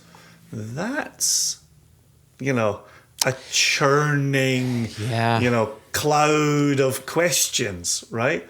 Where do you join the dots on those, and what do you get as a result of answering those types of questions? Yeah. How do you do what you want to do, grow your business in a smart way without selling your soul or compromising the way in which you work just to meet perceived demand? Yeah. One final point, and then we can move along here, but I had a conversation with Jeff and Amanda over lunch that was then echoed in an interview I conducted with Thad Vogler in San Francisco while I was out traveling about. A fantastic conversation with Thad, and I tried not to fanboy too hard. But it's actually it's all kind of stemming from a comment that Ollie Chilton of Elixir made to me a while back, and I'm hearing this being echoed by the types of producers that we talk to, and you know how people value, you know, their little space within this industry. But the conversation revolves around, if you're not growing, you're failing. And in talking to Jeff, he's you know continually looking for investment because there's growth to be had, and they're not outmatching demand right now, and so how do you meet greater demand? And just to your point a second ago, he's asking himself that question: is growth the best thing for this business? Yeah. And the values of this business. And I love that he's having that conversation, mostly with himself, potentially with some investors. But he's asking that question, right? Yes, we can grow. Yes, we can increase the number of relationships we have. But do we want to? Yeah. Does that fit our ethos? And I love hearing that. Absolutely love hearing that ongoing conversation about where can you be. And just as a very quick preview, Thad makes a comment of you could be a restaurant owner in Japan who has 20 seats in their restaurant, and they work those 20 seats for 40 years. Yeah. And there's a beauty to that, and there's a huge success to that, and there's no cultural mindset there of, well, I got to get 40 seats, and then I've got to open a second place, and then I've got to open a third place in a different part of Japan. It's, I've got 20 seats, and I ran 20 seats for 40 years. Yeah. Right? Yeah. It's a very different mindset, and so to hear some of these, you know, American producers, you know, American participants in this industry, trying to work out the answer to that puzzle is really wonderful and really edifying. So I'm really glad Jeff had brought it up. Really glad Thad brings it up. Ollie, of course, brought it up previously. We'll swing back to him in a future episode at some point. Ask him his own question. It's a great thing to be pondering and what it means for the ethos of one's business. Yeah, for sure.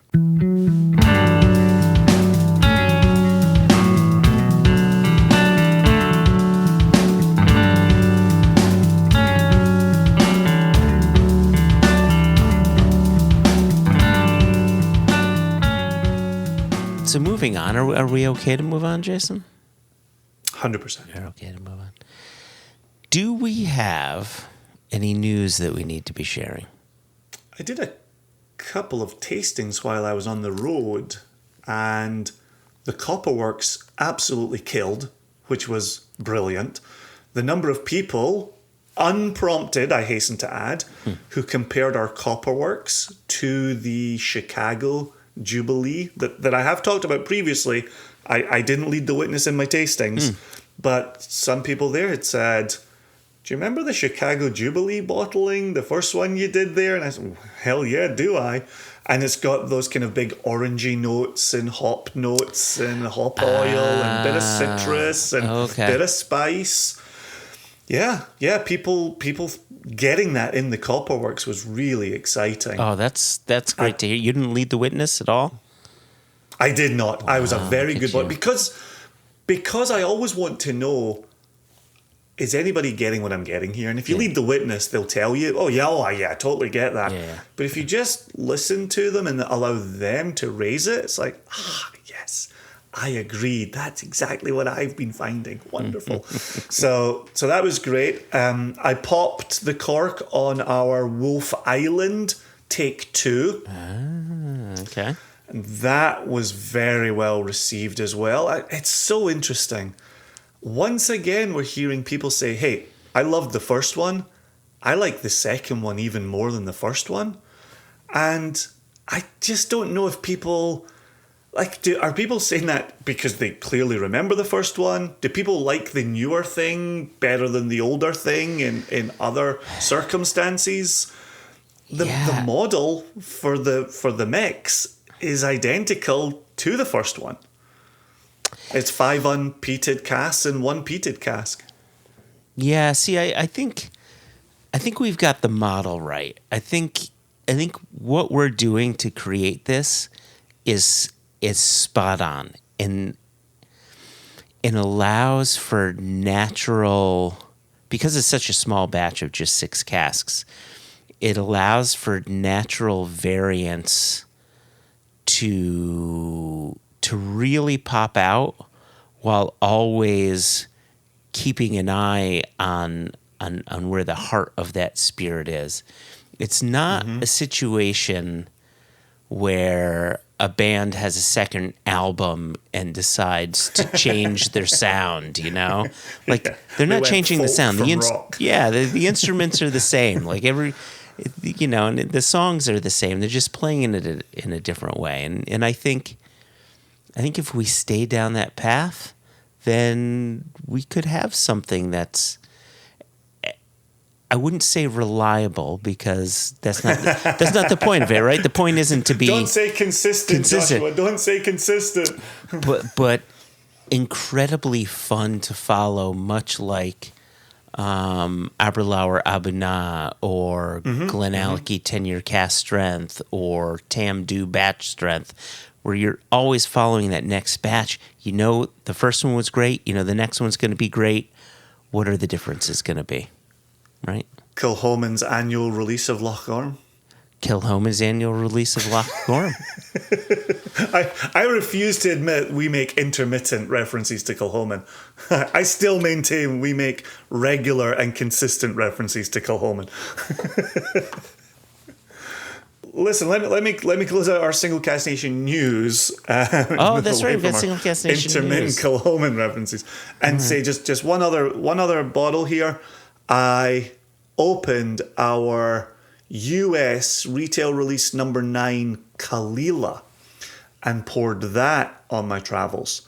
And the number of people who said, this is the sweetest Kalila I've ever had. This is so sweet. Did you know this was sweet when you bottled it? I'm like, the samples didn't strike me as particularly sweet, but as we taste it in this group, there is a sweetness there. There's no doubt about it. But it crushed as well. And if you can find that Kalila in retail across the US, good luck to you. Buy it the second you see it. The second you see it. I'm going to make a very declarative statement here, Jason. Here it comes. Just as our 9-year-old Milton Duff was my favorite Milton Duff bottled that I've ever had, our most recent 7-year-old Kalila, the one you're talking about, the Marriage of Two Casks, is my favorite peated Kalila I've had to date, period. It's so satisfying. It's got that youthful Isla pleasingness, that incredible sweetness and fruitiness coming through as well. It's like a bowl of just the freshest sherbet. It's awesome. I absolutely love it. Yep. Yeah, there you go. Yeah. So there you go. So I poured a range of things, and those were 3 highlights. I could continue, but I will not. And I will say, yeah. So Copperworks crushed it. Take 2, Wolf Island might be better than the original, and that Kalila on retail. People loved its sweetness. So there you go. 3 takeaway points from my recent round of on the road tastings. There you go. The only other thing that I'll add, we've mentioned this before, is we've got a few things in the hopper ready to be bottled. American spirits, both single malt and bourbon, coming down the pipe. Since we're in the news segment, I'm going to do something a little bit newsy that's not necessarily Single Cast Nation, but we have had people asking about Premier Drams after it came up in the conversation with Bill Thomas. Yep. And people are saying, is this on the website? Where can I get information about this? I did reach out to Bill to say, hey, Bill, what can we tell people? And he said, "Oh, we moved the date." So currently, Okay. do you remember in the interview when I said to him, like, "Okay, you've given me a date on the interview. Are we okay? Is this for?" And he said, "Yep, that's the date." Yeah, it was like I've July changed it. 7 or something. He said, "Look, I've changed the date enough times. I'm not changing the date again." Well, he changed the date again after the episode went live. Okay. Now they're talking somewhere in the month of September. I'm waiting to see if it really happens in September, if it gets pushed on again. I'm not convinced it's going to happen in September. It's been March, it's been April, it's been July. Yeah, they were talking July 2nd and 3rd. They were kind of in that, I think that ended up being a Sunday, Monday or something like that. So, yeah, there's some movement there. But anyway, for people who have reached out, thanks for your interest in Premier Drams. Single Cask Nation will still be there, depending on when it falls in September.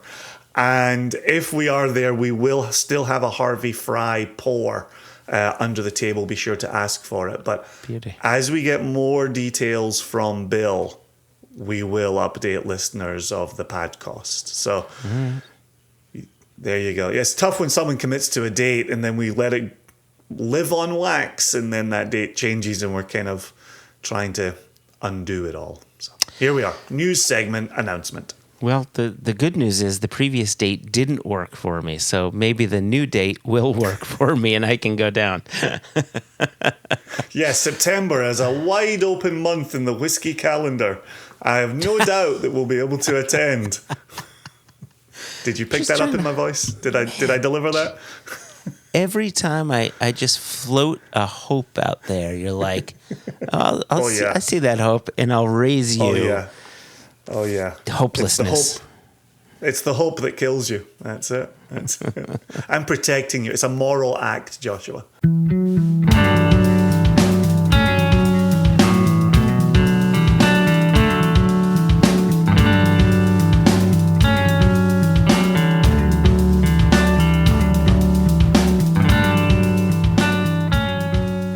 So listen, we have an email to get to.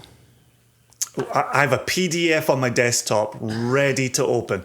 And then we have a conversation about pronunciation. So why don't... Oh, okay. Couple quick things. Yeah, a couple quick things. So why don't you want to lead us with this email? You said a PDF came in. Well, I have a PDF on my desktop. What's amazing will be revealed in this email. Okay. So Trevor Wiki took the time to send us a message Wiki. in the second half of May here. And he says, "Dear lady and gentlemen, I included Jess as she might be tasked with looking after the one email account, as the other account is clearly Jason's responsibility. To assist Jason, I have created this PDF with the response so he didn't have to go through the additional steps of printing an email to a PDF. And let me just say this, Trevor, that was much appreciated. All I had to do in my email was hit save, and I saved this PDF email to my desktop. And I just opened it right away. I opened it a second ago. Easy peasy. My email is turned off. How wonderful. I just, by the way, I've yes. uploaded an ear horn to your laptop in case you need to hear me. Have you seen, this is a complete aside, have you seen the new Skechers commercial where they talk for the slides that they've got, and it has a built-in foot horn? Is that what they're called? Shoehorn. It's got a built-in shoehorn, and in the commercial it like highlights this wishbone-shaped part on the back of the shoe, and I'm looking at it like, you're a man of a certain age when you're like, built-in shoehorn. Wait, you have my attention. Aren't slides just basically flip-flops with no back? I mean, they're just like... So I'm talking slides as in you just slide your foot right in it. It's a shoelace-free sneaker. Really what we call those slip-ons. We call those slip-ons, Jason. There you go. I got into trouble last time I talked about strapping things on, so I didn't want to slip on things and get into more trouble. So Okay, so Trevor writes, I'm strapped in. imagine my surprise on April 15th, driving around running errands, catching up on pad costs, and I hear my name being discussed. I immediately called my wife to inform her. She said we will discuss it after running errands. I'd love to hear the tone in her voice. We'll discuss this after you're done running errands, Trevor. Yeah. Have you finished running those errands? Don't bring your pad cost chat to me until you're done. So he says, I texted my whiskey group and they were much more supportive. Side note, my wife did eventually listen to the show, as did 2 out of 3 of my children. I am putting this in the win column. My God, we're boosting listenership by mentioning Trevor's name. This is awesome. What's that one child doing that the others are not? Maybe they're not allowed to listen to the F-bomb or strap-ons or that could be. anything else. Yeah, that could be. Okay, so here we go. So this section of the email is called the Port Charlotte Trade. Okay. Backstory. Fall of 2021, I hosted an afternoon of whiskey and cigars while watching a football game. Everyone brought a different bottle and we set the price point at $30 with the understanding that you left with a different bottle. Oh, wow. Joshua's key party joke inserted here.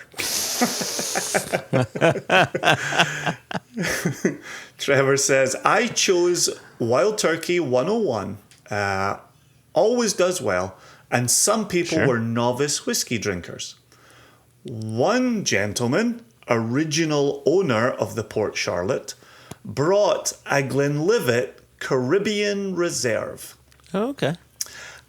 As the host at the end of the evening, I picked last and was awarded the Glenlivet Caribbean Reserve. And then this is great. Fast forward spring of 2022.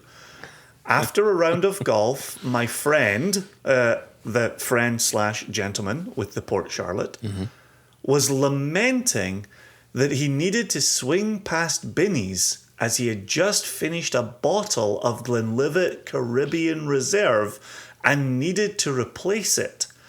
Off the cuff, I said I would trade the Glenlivet Caribbean Reserve for the Port Charlotte.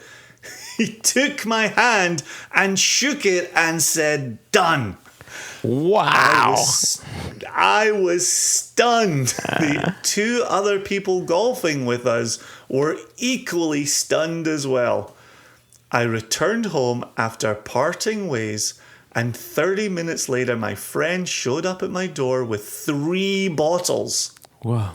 I received a Glenfiddich, a Johnny Walker Double Black, and the 3/4 full Port Charlotte. He received the Glenlivet Caribbean Reserve.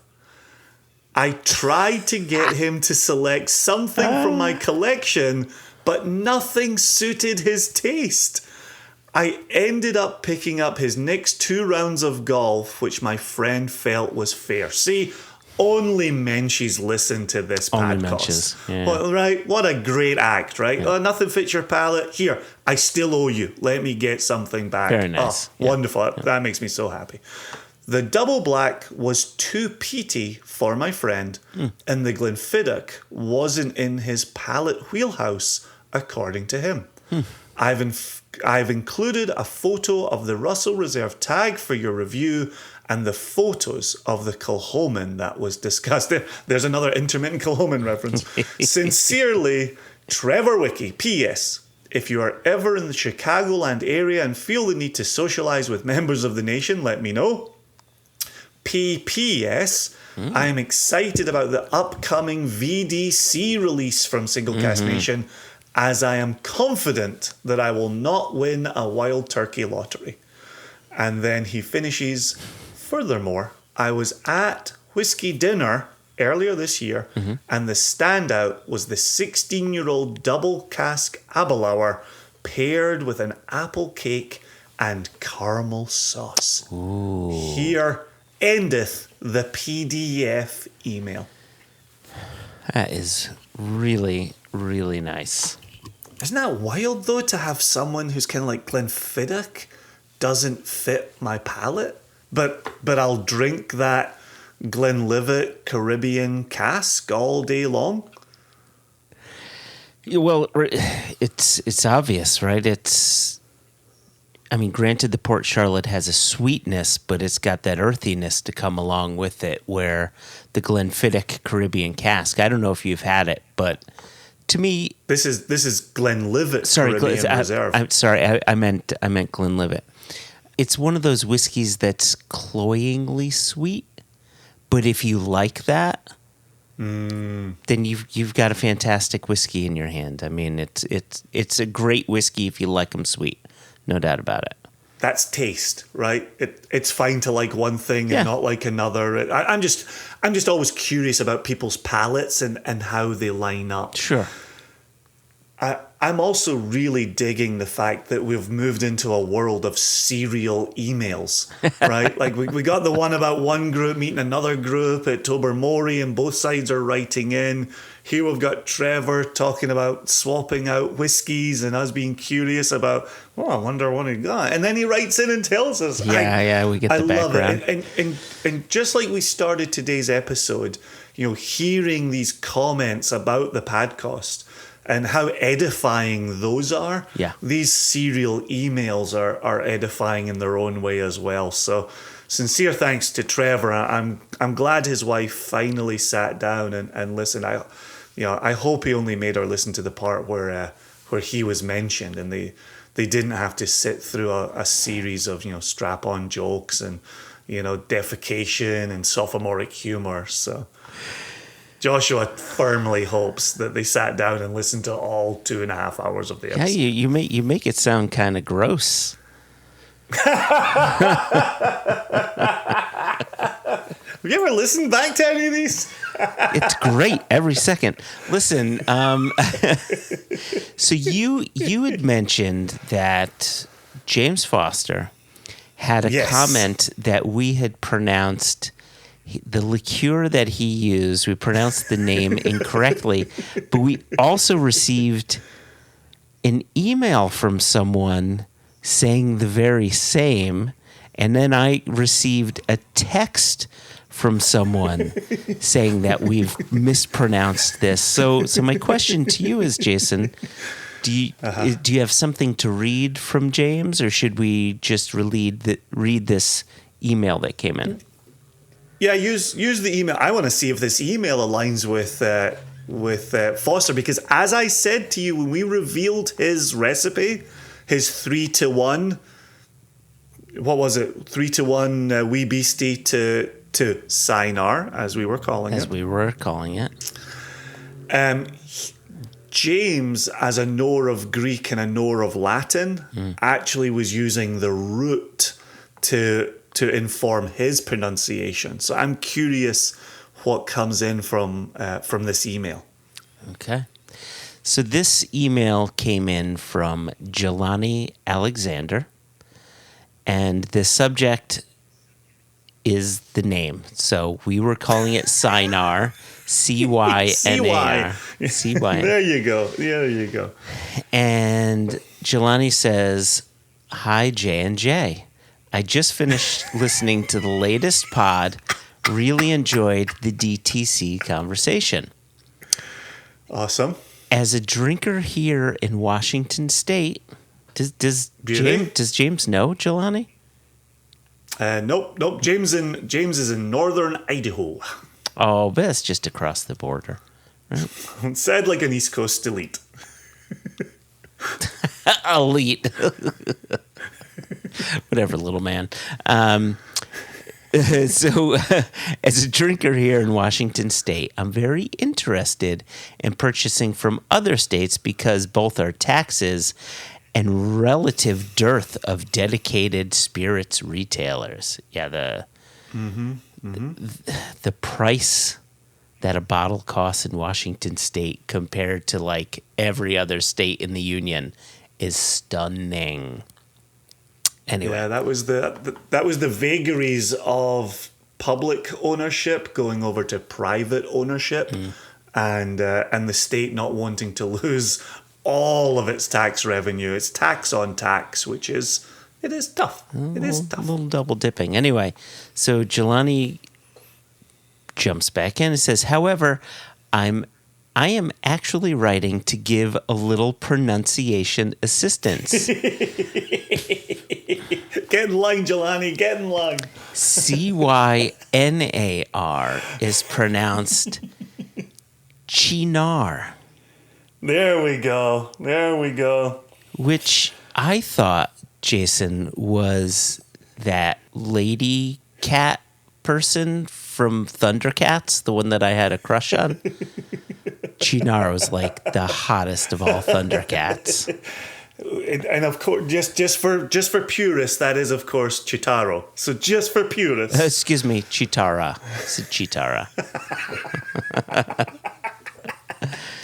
Chitaro would have been maybe her brother, and I don't swing that way. I'm sure he was very handsome, but that's I went to school with Chitaro. That's the only way I knew his sister. Oh, you guys! So you guys had AP French together, didn't you? Anyway, I thought you were going to say you guys had IP freely together. Jelani finishes off the email by saying, "Love the pod and SCN. Still lamenting the late great Whiskey Jubilee, Seattle. Take care, Jelani." Pronounced, and you're going to like this. Oh yes. GEH dash or hyphen LONNY, which I take to be Jelani, which apparently is a soft G, which sounds like a very hard G. We're not opening that can of worms again. Because I don't think it's Galani. It's got to be Jelani. Right? Galani? Could be Galani. Ge. GEH to me But is like Josh, ge. like J. Ge. Galani. But J, start like you're either a J or a H with a J. I tell you, we're not going back to Velar plosives. We've lived that life. I'm not going back. I'm not doing it again. So anyway, yeah. yeah. Yes. So James's pronunciation very similar. James's, to my ear, sounds a bit like you doing your Trump impression of him saying China. China. Yeah, like Chinar, China. Yeah. Right? Oh, It's kind of that's like you're expanding it out, like you're getting that ch sound in the beginning. So China. Yeah, you kind of have to raise your... you can't Right? say it And without you gotta- lifting your shoulders. Chinar. Right? And the hand accordion to get all of the sounds in there. Yeah, That's, Chinar. Yeah, that all Chino. checks out.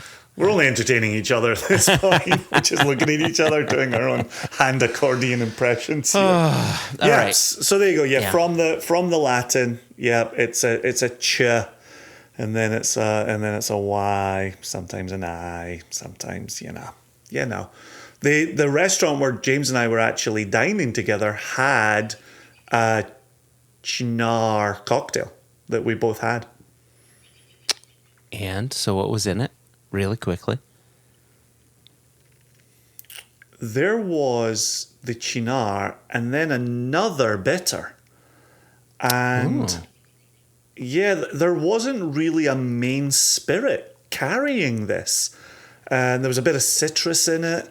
It was really a bitters cocktail. That sounds awesome. Yeah.